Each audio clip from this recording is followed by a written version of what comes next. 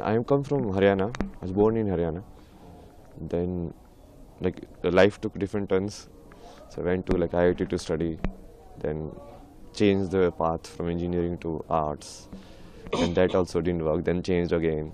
So kept changing unless like I arrived at the final truth, you can say. Then after that, I started exploring. Okay, so what is it like? It makes it. What is it the other people have discovered about it?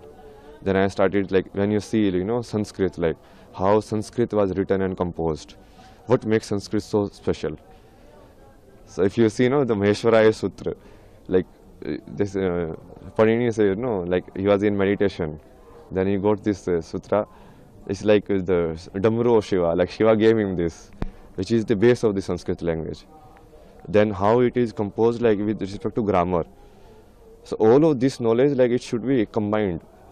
It's not like separate, like like linguistic is like they're like this is a linguist guy, this is a spiritual guy, this is a Baba guy. No, because earlier the Rishi used to do both actually, and that was the method of doing it.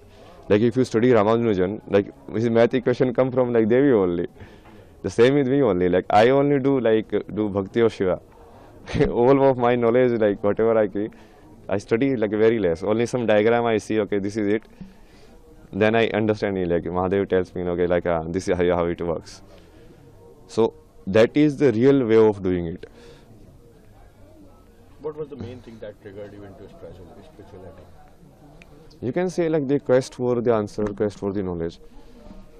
It took different forms in outside. Like initially you are searching for the like meaning of life to do what is like substantial in life, but then you shift. Then it was like then you are going through like mental health problem. Then the question was like how mind works.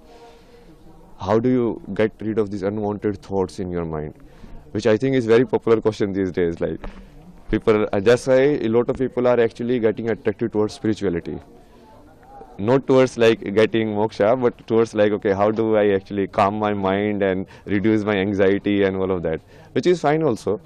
But then you have to connect it to the root also. Like what is the base of it? Why so many techniques and meditation techniques are there? It's not just to calm your mind. It's basically there's a different like motive to it. And what is that motive and why is that motive so important that so many people have done and like given their entire life to it?